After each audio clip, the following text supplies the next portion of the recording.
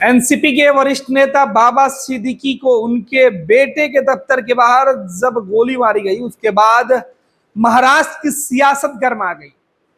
लीलावती अस्पताल पहुंचे कई दिग्गज, खुद सरकार में शामिल नेताओं ने सवाल उठाना शुरू कर दिया।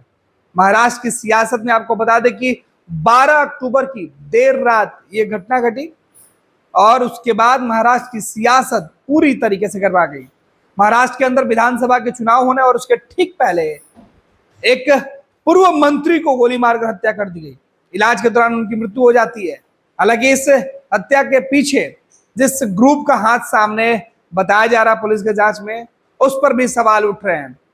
बाबा सिद्दीकी वो नाम महाराष्ट्र की सियासत में जिसके साथ बड़े बड़े दिग्गज दिखाई दिए, सलमान खान से लेकर शाहरुख खान, संजय दत्त, सभी जो फिल्म अभिनेता हैं इनके पसंदीदा नेता थे सिद्दीकी। बाबा सिद्दीकी के घर पर जब भी कोई आयोजन होता था तो फिल्मी जगत से जुड़े हुए तमाम बड़े हस्तियों की जो है वो कतारें लग जाती थी।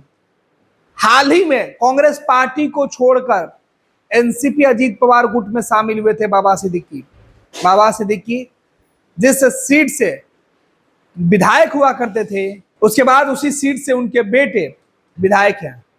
और बीती रात जो घटना घटी, ये घटना उनके बेटे के दफ्तर के बाहर ही घटी थी। इस पूरे घटनाक्रम के बाद महाराष्ट्र की सियासत में क्या कुछ चल रहा है, आइए हम आपको बताते हैं। दरअसल सबसे पहले आपको खबर बता दें कि महाराष्ट्र के अंदर क्या कुछ हुआ। महाराष्ट्र के अंदर बाबा सिद्दीकी जो एनसीपी के नेता थे, उसके पहले वो लंबे समय तक कांग्रेस पार्टी में रहे, लेकिन हाल ही के दिनों में उन्होंने कांग्रेस पार्टी को छोड़कर एनसीपी ज्वाइन की थी और उसके बाद ये घटना घटी है। महाराष्ट्र के पूर्व मंत्री और एनसीपी के दिग्गज नेता बाबा सिद्दीकी की मुंबई में गोली मारकर हत्या कर दी गई है। मुंबई के बांद्रा स्थित में शनिवार की शाम एक अज्ञात व्यक्ति ने अजीत पवार के नेतृत्व वाली राष्ट्रवादी कांग्रेस पार्टी के नेता बाबा सिद्दीकी पर गोलीबारी की थी। ये बातें निकलकर सामने आई थी। इसमें वो घायल हो गए थे कि लीलावती अस्पताल में उनको भर्ती कराया गया था गोलीबारी की घटना के बाद, जहां इलाज के दौरान उनकी मृत्यु हुई थी। इस घटनाक्रम के बाद महाराष्ट्र की सियासत में हड़कंप सा मच गया। आपको बता दें कि सत्ता और विपक्ष लगातार बाबा सिद्दीकी के इस ऊपर हुए गोलीबारी की घटना को लेकर सिस्टम पर सवाल उठा रहा है, सरकार पर सवाल उठा रहा है। हालांकि इलाज के बाद उनकी मृत्यु हो गई, लेकिन बाबा सिद्दीकी का रिश्ता सत्ता के साथ साथ विपक्ष से भी जुड़ा रहा है। लंबे समय तक वो कांग्रेस पार्टी के लीडर है। आपको बता दें कि सिद्दीकी जब कांग्रेस छोड़कर अजीत पवार गुट के साथ आए थे, उसके पहले कांग्रेस छोड़ने से पहले वो मुंबई में क्षेत्रीय कांग्रेस समिति के अध्यक्ष और वरिष्ठ उपाध्यक्ष तथा महाराष्ट्र प्रदेश कांग्रेस समिति के संसदीय बोर्ड के रूप में काम कर चुके हैं। शुरुआती दिनों में वो छात्र आंदोलन में थे। 1980 में उन्हें बांद्रा यूथ कांग्रेस का महासचिव बनाया गया था। 4 साल बाद वो अध्यक्ष बनाए गए। वो 1988 में मुंबई यूथ कांग्रेस के अध्यक्ष बने थे। आपको बता दें कि 3 बार के विधायक रहे वो। 1999, 2004 और 2009 में वो लगातार 3 बार विधायक रहे और उन्हें राज्य सरकार में खाद्य एवं नागरिक आपूर्ति, श्रम और एफडीए के लिए जो एफडीए मंत्रालय उसमें उनको जिम्मेवारी दी गई थी। उन्होंने राज्य मंत्री के रूप में काम किया था। इसके पहले लगातार 2 बार 1992 से लेकर 97 तक नगर निगम के पार्षद के रूप में वो चुनाव जीत कर आए और उन्होंने वहां काम किया था। महाराष्ट्र में मंत्री रहे बाबा सिद्दीकी ने इसी साल यानी 8 फरवरी 2024 को कांग्रेस पार्टी से इस्तीफा दिया था। इसके बाद वो 12 फरवरी को अजीत पवार की अगुवाई वाली एनसीपी यानी राष्ट्रवादी कांग्रेस पार्टी में शामिल हो गए थे और जिनकी हत्या अब एनसीपी गुट को बड़ा झटका लगा है। उप मुख्यमंत्री अजीत पवार घटना को लेकर बेहद दुखी थे और सीधे वो लीलावती अस्पताल पहुंचे थे। आपको बता दें कि ये तस्वीरें देखिए, ये तस्वीरें तब की है जब बाबा सिद्दीकी एनसीपी में शामिल हो रहे थे, उस वक्त ये तस्वीरें। इस बीच जो कई अन्य जो तस्वीरें हैं जिसमें आप देख सकते हैं कि बाबा सिद्दीकी के साथ सलमान खान और शाहरुख खान दोनों दिखाई पड़ रहे हैं।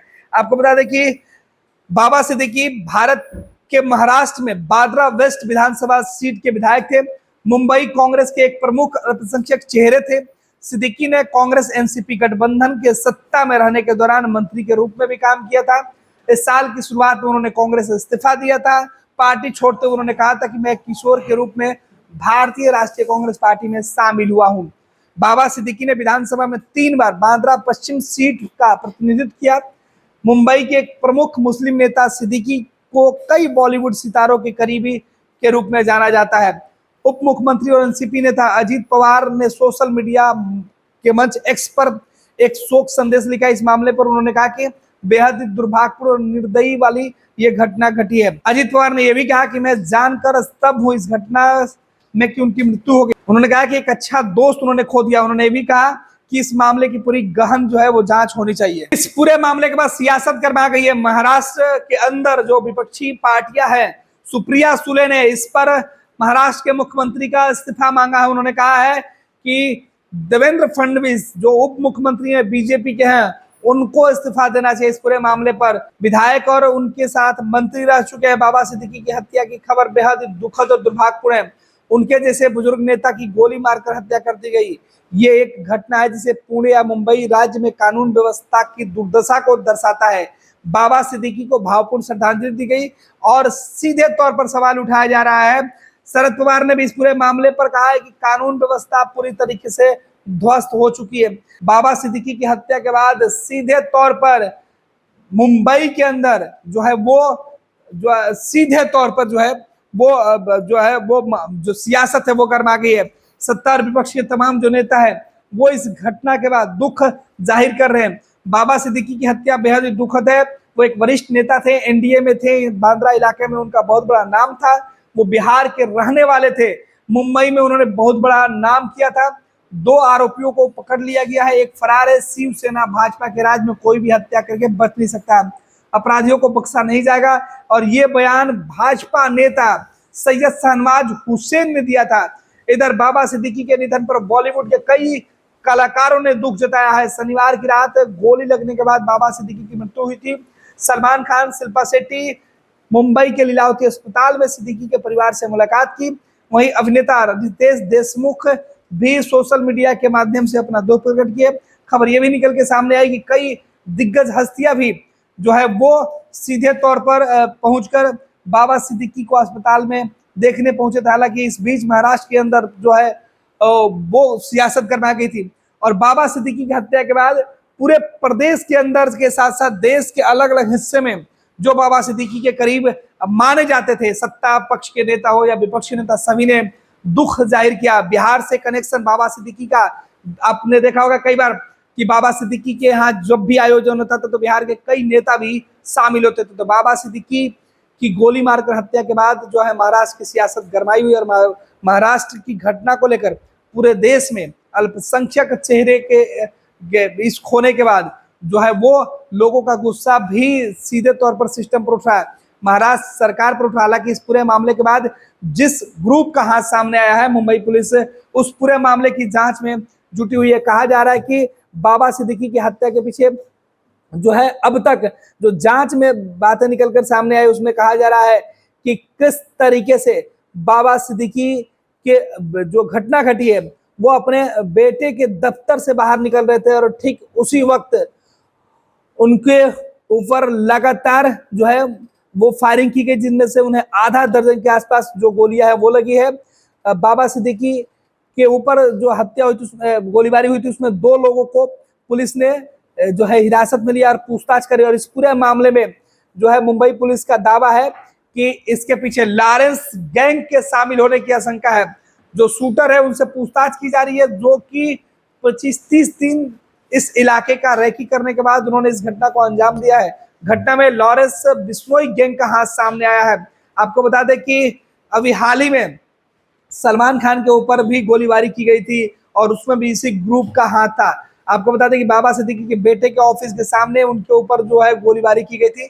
मुंबई के बांद्रा के खेरवाड़ी सिग्नल के पास शनिवार की रात तकरीबन 9:30 बजे जब वो अपने बेटे और कांग्रेस विधायक जिशान सिद्दीकी के ऑफिस के से बाहर निकल रहे थे, तभी एक कार से 3 शूटर बाहर आए और फायरिंग शुरू कर दी।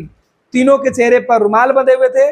उन्होंने 2 बंदूकें से तकरीबन 6 राउंड की फायरिंग की, जिसमें बाबा सिद्दीकी को कई गोलियां लगी और इसके बाद उन्हें आनंद फानंद में पास के अस्पताल लाया गया, जहां उनकी मौत हो गई। बाबा सिद्दीकी के मौत के बाद कई सारी तस्वीर भी आरोपियों की निकलकर सामने आ रही है। हालांकि अब तक स्पष्ट जो है वो नहीं हो पाया है कि इस हत्याकांड के पीछे का मोटिव क्या था।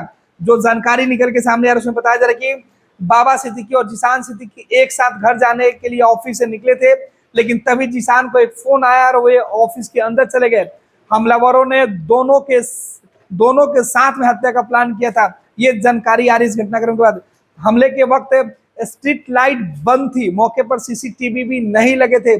सिद्दीकी की कार बुलेट प्रूफ थी, फिर भी बुलेट शीशे में घुसी। माना जा रहा है कि हमलावरों के पास 9mm की एडवांस पिस्टल थी।